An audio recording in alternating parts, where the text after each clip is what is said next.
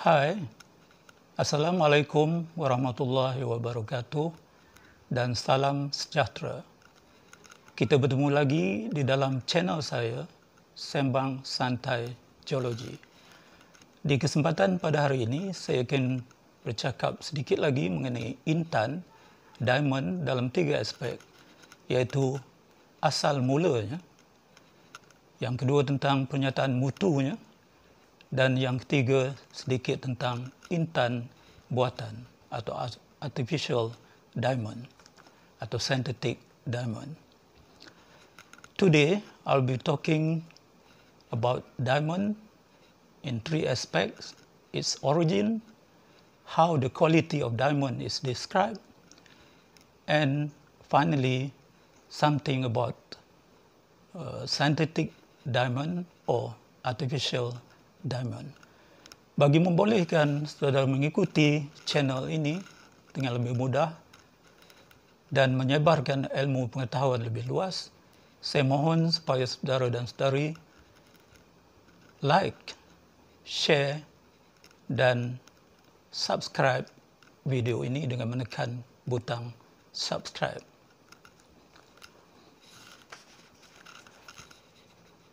Ada banyak teori yang dikeluarkan orang mengenai asal mula intan atau diamond ini. Tetapi saya bataskan pada hari ini kepada satu teori saintifik yang kira-kira sangat diterima umum dan mudah dipahami. Hakikatnya intan semula jadi terbentuk di satu environment sangat jauh di bawah permukaan bumi kita. Saya menarik perhatian saudara dan saudari kepada rajah yang telah saya lukiskan untuk menjelaskan perkara ini. Umum mengetahui bahawa bumi mempunyai lapisan-lapisan tertentu daripada permukaan ke bawahnya, dan bahagian yang pertama yang disebut sebagai kerak bumi atau continental crust ini bersifat pepejal dan bahagian bawah mungkin sedikit leburan, tetapi dia bergerak ke kedalaman sekitar 50 km. Di bawah daripada 50 km, bahagian kerak bumi menindih satu lagi unit yang dikelaskan sebagai mantle, dan di sini ialah mantle atas kerana nanti ada mantle bawah. Sempadannya pada 50 km dan dia berterusan ke bawah. Jadi di kedalaman ini, mantle atas, terdapat leburan panas yang kita rujuk sebagai magma yang bersuhu lebih daripada 1000 darjah Celsius dan tekanannya juga agak tinggi di bawah permukaan bumi ini, iaitu 50,000 udara kasar atau atmospheric pressure. Di sinilah mulanya intan terbentuk, di mana kawasan ini mungkin kaya dengan unsur tertentu termasuk karbon, iaitu diamond, terdiri dari karbon, dan magma ini memang boleh bergerak. Salah satu cara pergerakannya ke atas permukaan bumi ialah menerusi lohong gunung berapi, iaitu satu pembukaan yang luas merentas kerak bumi. Jadi magma terus dilontarkan ke udara dan jatuh kembali ke atas permukaan bumi ataupun mengalir saja di atas permukaan bumi. Jadi unsur-unsur karbon yang sedang menjadi diamond pada suhu dan tekanan tinggi itu akan diangkut keluar ke arah permukaan bumi melalui rekahan-rekahan kecil yang kita sebut sebagai pipe. Sesuai dengan penemuan ini berlaku di Afrika Selatan, iaitu di Kimberley, iaitu satu bandar. Jadi dirujuk sebagai pipe Kimberley. Di sini magma mula beku bersama dengan diamond dan batuannya sendiri disebut sebagai batuan kimberlite yang berwarna hitam.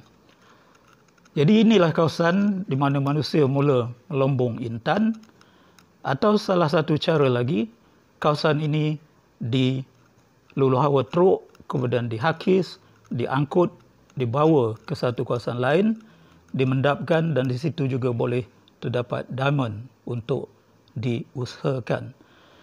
Tapi perlu diingat, kajian menunjukkan out of hundreds of kimberlite pipes ini, cuma 1 atau 2 saja yang mengandungi intan. Jadi menunjukkan bahawa intan itu satu permata yang kejarangannya sangat tinggi, sukar ditemui.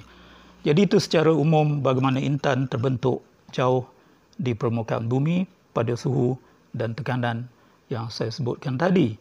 Satu fakta lagi ialah bahawa ini berlaku pada 1 hingga 3 bilion tahun lampau. Sebelum kita melihat tentang intan buatan, saya ingin brief sedikit secara ringkas bagaimana intan ditentukan mutunya. Jadi orang menyebut tentang 4C factors atau faktor 4C, iaitu ada 4 perkara yang menentukan mutu intan semula jadi, iaitu pertama warna atau colornya, kejernihan atau clarity, ini termasuk glittering feature dan kegemerlapannya. Bagaimana ia dipotong, ini kepandaian manusia memotong atau facet intan itu yang kita panggil cut, dan berat intan itu ataupun carat. Tetapi ingin saya jelaskan di sini, berat intan bukan semata-mata penentu mutu intan. Dia dikawal lagi oleh 3 faktor yang lain. Secara